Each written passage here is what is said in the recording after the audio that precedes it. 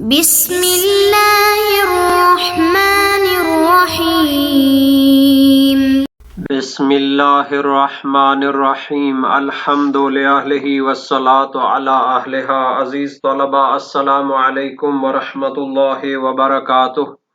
امید ہے آپ سب خیریت سے ہوں گے۔ شرح الاول کتاب الصلاۃ، نماز مسافر کے بارے میں گفتگو ہوگی۔ نماز قصر ہونے کی پہلی شرط قصد مسافت کا بیان۔ کتاب الصلاۃ فصل دہم نماز مسافر کے احکام کے متعلق ہے اور مسافر کی نماز قصر ہونے کی شرائط کا بیان آنے والا ہے۔ پہلی شرط ہے کہ قصد مسافت شرعی ہونا چاہیے۔ مسافت شرعی کی حد بندی کی جائے گی اور متعلقہ فروعات اور مسائل کا بیان بھی آئے گا اور روایات اور احادیث کا تذکرہ بھی ہوگا۔ ترتیب کے مطابق سب سے پہلے عبارت کو دیکھتے ہیں۔ فرمایا الفصل العاشر فی صلاة المسافر التي یجب قصرها کمیتا وشرطها قصد المسافة وهي 8 فراسخ وكل فرسخ 3 أميال وكل ميل 4000 ذراع فتكون المسافة 96,000 ذراع حاصلة من ضرب 3 في 8 ثم المرتفع في 4۔ 10ویں فصل کتاب الصلاۃ کی نماز مسافر کے بارے میں ہے کہ جس کو قصر پڑھنا کمیت اور مقدار کے حوالے سے واجب ہوتا ہے، یعنی اس کی مقدار 4 رکعت کی بجائے 2 رکعت ہو جاتی ہے اور یہ واجب ہوتا ہے نماز مسافر کو قصر پڑھنا۔ وشرطها قصد المسافت وهي 8 فراسخ، تو نماز مسافر کے قصر ہونے کی اور اس کے 4 کی بجائے 2 رکعت ہونے کی شرائط ہیں، یا وہ ساری شرائط ہوں گی تو جا کر نماز مسافر قصر ہوگی، اور اگر ان شرائط میں سے کوئی ایک آدھ شرط بھی کیا ہو جاتی ہے، فاقد ہو جاتی ہے، تو پھر وہ قصر نہیں ہوگی مسافر کی نماز۔ اذا فقد الشرط فقد المشروط کے تحت، کیونکہ جب شرط ہی نہیں رہی تو پھر نماز مسافر کی قصر بھی نہیں ہوگی۔ تو پہلی شرط بیان کرتے ہیں۔ وشرطها، نماز مسافر کے قصر ہونے کی شرط ہے قصد المسافت، مسافت شرعی کا قصد ہونا چاہیے۔ جتنی مقدار میں سفر شرعی طور پر مسافت شمار ہوتا ہے اس کا قصد کرے گا تو مسافر کی نماز قصر ہوگی۔ وہی 8 فراسخ، اور مسافت شرعی 8 فرسخ ہوتی ہے۔ وَكُلُّ فَرْسَخٍ 3 أَمْيَالٍ، اور ہر فرسخ جو ہے 3 میل کا ہوتا ہے۔ وَكُلُّ مِيلٍ 4000 ذراع، اور ہر میل کے اندر 4000 ہاتھ ہوتے ہیں۔ کونی سے لے کر انگلیوں کے سرے تک جو مقدار ہوتی ہے اس کو ہاتھ کہتے ہیں، ذراع کہتے ہیں۔ تو 8 فرسخ ہیں اور ہر فرسخ کے 3 میل ہوتے ہیں اور ہر میل کے 4000 ذراع ہوتے ہیں۔ فَتَكُونُ الْمَسَافَةُ 96,000 ذراع، تو یہ جو مسافت شرعی ہے یہ 96,000 ہاتھ بنتی ہے۔ حاصلۃ من ضرب 3 فی 8، پہلے جو ہے 8 فرسخ کو 3 کے ساتھ ضرب دیں گے، ثم المرتفع فی 4، اور جو حاصل ضرب ہوگا تو اس کو 4 میں کیا ہے ضرب دیں گے، تو یہ بن جاتا ہے جناب علی 96,000 ہاتھ۔ تو یہ کیسے بنے گا؟ 8 فرسخ کو 3 میلوں میں ضرب دیں گے تو یہ 24 میل بنتے ہیں، اور اسے جو ہے نا 4000 ذراع میں ضرب دیں گے تو 24 ضرب 4000 یہ 96,000 ذراع یعنی ہاتھ بنتے ہیں۔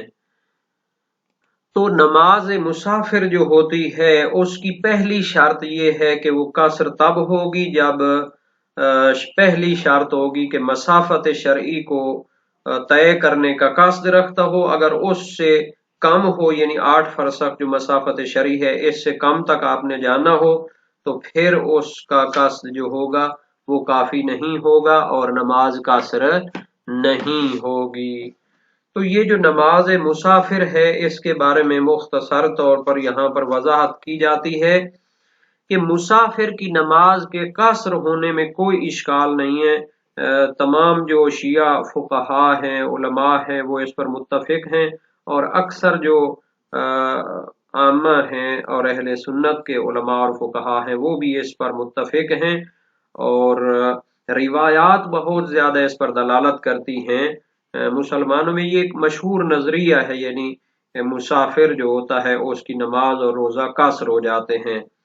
صحیح زرارہ بن آیون کوفی اور محمد بن مسلم سقفی کوفی، یہ دونوں جلیل القدر اور فقیہ صحابی جو ہیں، ان کا بیان ہے، قلنا لابی جعفر علیہ السلام ما تقول فی الصلاۃ فی السفر، کہ سفر میں جو نماز ہوتی ہے اس کے بارے میں آپ کیا فرماتے ہیں؟ امام باقر علیہ السلام سے ہم نے سوال کیا، کیف ہیا و کم ہیا، کیسے پڑھی جائے اور اس کی کتنی مقدار ہے؟ فقال علیہ السلام، امام نے فرمایا، ان اللہ عز وجل یقول، اللہ تعالیٰ فرماتا ہے، وَإِذَا ضَرَبْتُمْ فِي الْأَرْضِ فَلَيْسَ عَلَيْكُمْ جُنَاحٌ أَن تَقْصُرُوا مِنَ الصَّلَاةِ، جب تم زمین میں سفر کرو تو تم پر حرج نہیں ہے کہ تم نماز کو قصر پڑھو۔ فَصَارَ التَّقْصِيرُ فِي السَّفَرِ وَاجِبًا، تو نماز کو سفر میں قصر پڑھنا واجب ہے، كَوُجُوبِ التَّمَامِ فِي الْحَضَرِ، جیسا کہ گھر میں اور اپنے علاقے میں نماز کو پورا پڑھنا واجب ہوتا ہے۔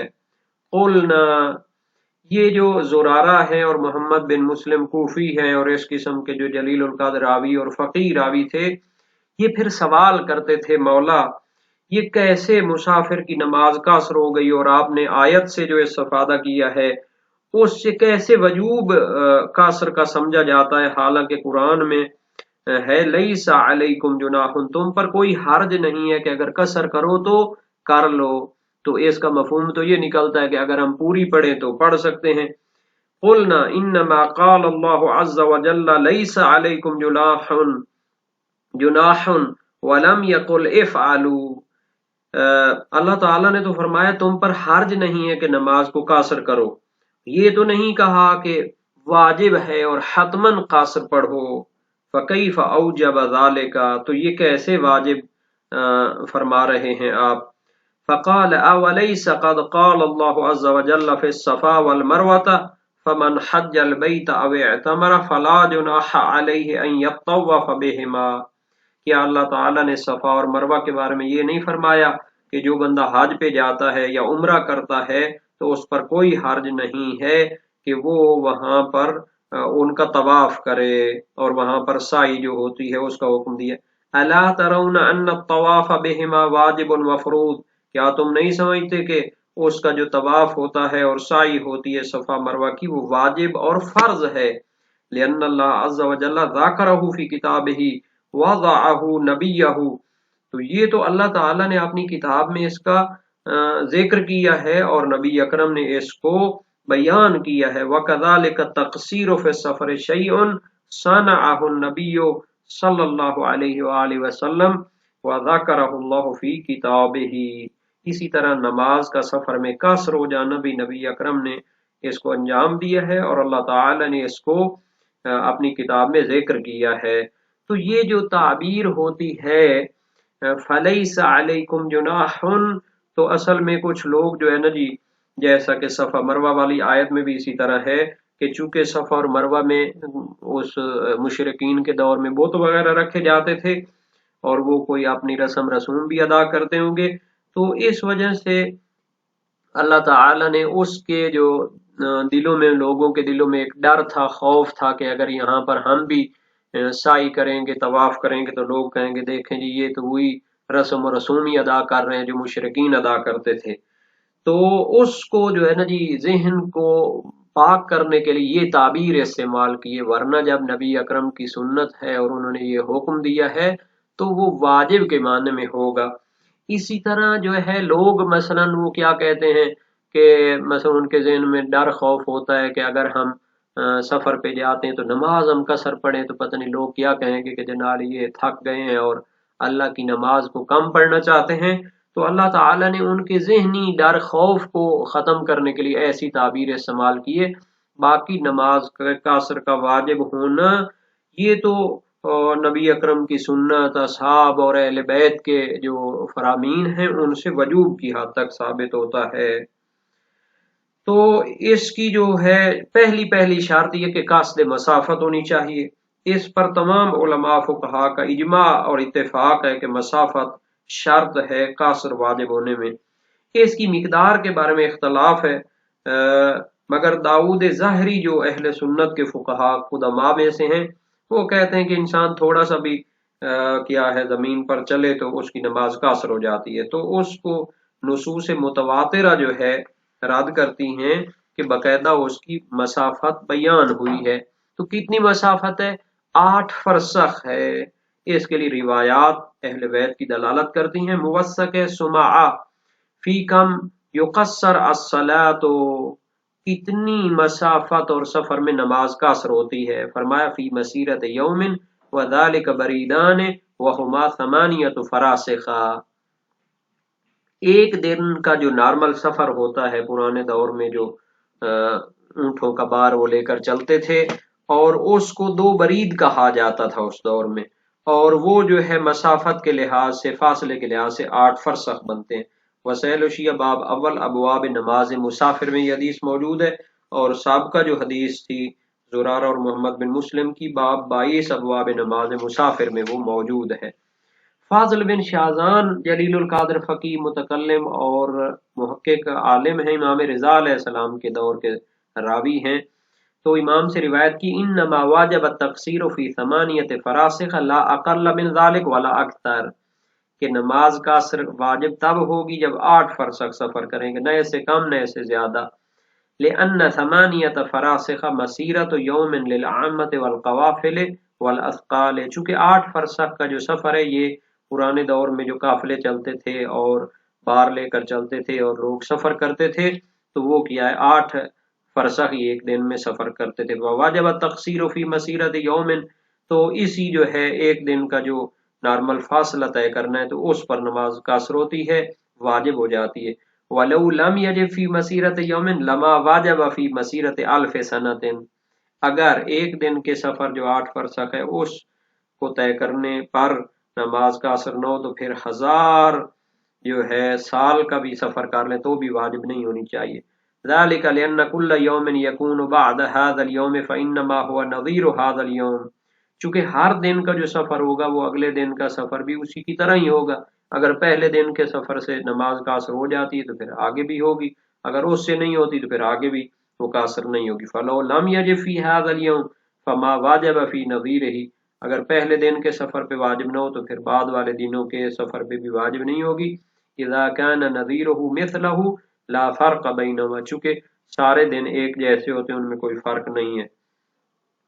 صحیح یحییٰ کاہلی ہے تو امام صادق علیہ السلام سے فرمایا فی التقصیر فی الصلاۃ برید فی برید 24 میلا، نماز قاصر ہوتی ہے برید در برید یعنی 2 برید کے سفر میں جو 24 میل بنتے ہیں. اچھا ثم قال کان ابی یقول، میرے والد گرامی فرمایا کرتے تھے ان التقصیر لم یوضع علی البغلۃ الصفواء والدابۃ الناجیۃ انما وضع علی سیر القطار، یعنی کوئی سری السیر ہوتا ہے خچر یا کوئی جناب علی اسی طرح سواری تیز ہوتی ہے یا مثلا کوئی سست ہوتی ہے، وہ معیار نہیں ہے قاصر کے لیے، بلکہ یہ جو نارمل سفر اس دور میں کیے جاتے تھے قافلے وغیرہ کے ساتھ تو اس کے سفر کو معیار قرار دیا گیا ہے. اور بعض روایات میں ایک دن کے سفر کو مسافت کی حد بندی کے لیے قرار دیا گیا ہے. صحیح ابو ایوب کوفی ہے امام صادق علیہ السلام سے سألتہ عن التقصیر قال فقال فی بریدین او بیاض یوم، یا تو 2 برید سفر ہے یا ایک دن کا سفر ہے. تو یہ جو روایات ہیں ساری باب اول میں ہیں ابواب نماز مسافر میں. ابو بصیر کوفی جلیل القدر راوی کی خبر ہے قلت لابی عبداللہ علیہ السلام فی کم یقصر الرجل، کتنے سفر میں انسان نماز قاصر کرے؟ قال فی بیاض یوم او بریدین، یا تو ایک دن کا سفر ہے یا 2 برید ہیں.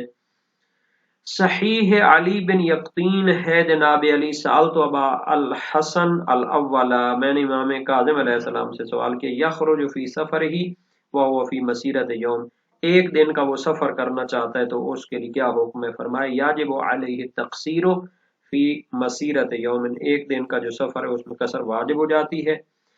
تو اس بنیاد پر معیار 8 فرسخ ہے یا ایک دن کا سفر ہے یا دونوں میں سے ایک ہے، جب ایک کو طے کرے تو قاصر کرے اگرچہ دوسرا نہ ہو، یا پھر دونوں معیار ہیں، جب ایک کو طے کرے تو قاصر نہیں ہوگی مگر جب دوسرا بھی وہ مکمل ہو، یا ان میں سے معیار ایک ہے، کوئی ایک ہے اور دوسرا اس کے لیے کیا ہے، طریق ہے اور کاشف ہے، کبھی اختلاف بھی ہو سکتا ہے کبھی متفق بھی ہوتے ہیں، تو ظاہر یہی آخری ہے۔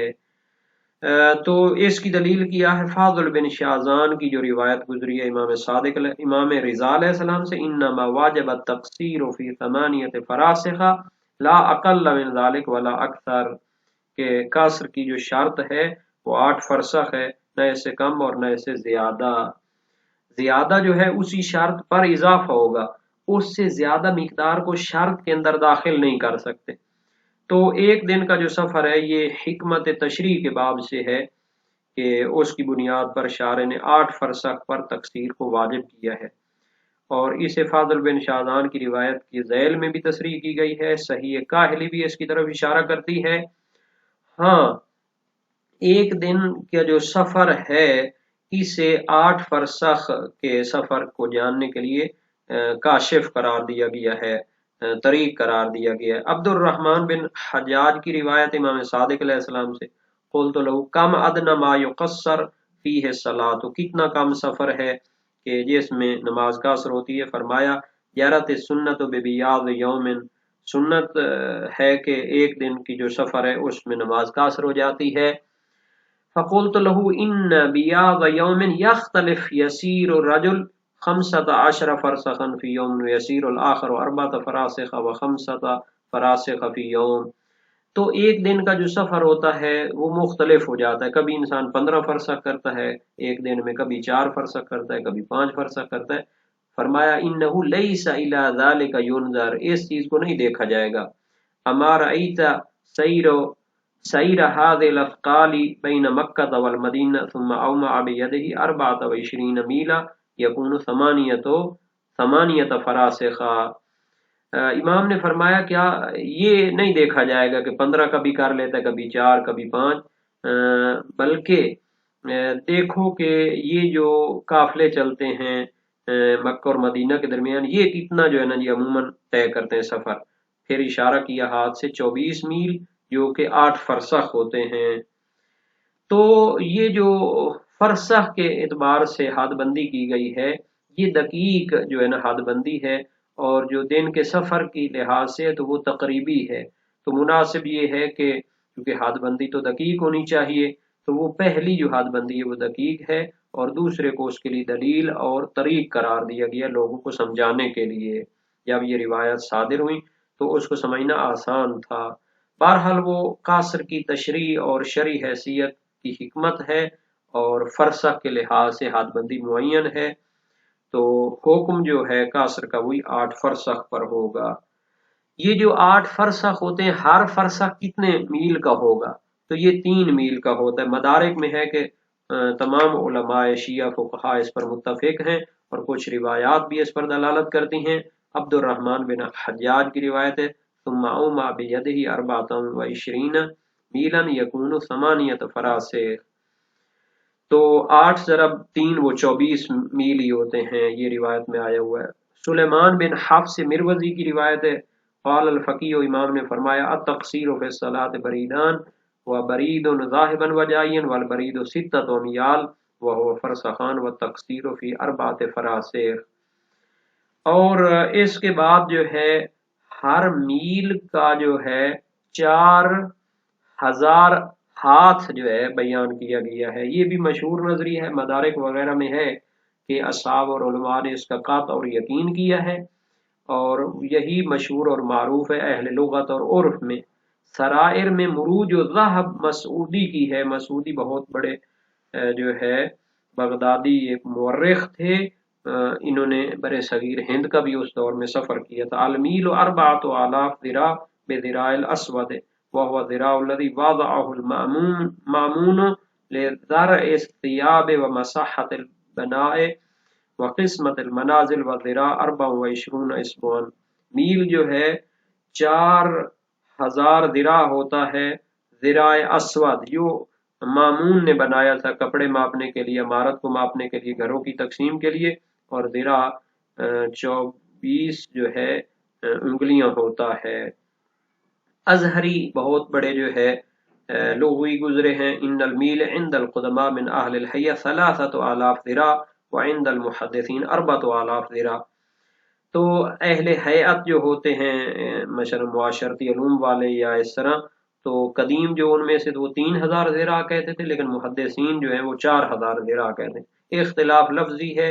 فإنهم اتفقوا على ان مقدارہ 96,000 اسبو، کیونکہ دونوں کا جو ہے اتفاق ہے اس میں کہ یہ 96,000 انگلی بنتی ہے، اور انگلی 6 شعیرات باطن کل واحد الى ظاہر الاخرى، اور ایک انگلی جو ہے 6 جب ملا کر رکھے جائیں جو تو اس طرح ہوتا ہے. لیکن القدماء یقولون الذراع 32 اسبوعا، وہ کہتے تھے کہ جو ذراع ہوتا ہے 32 انگلی ہوتا ہے، اور محدثین کہتے ہیں 24 اسبوعا.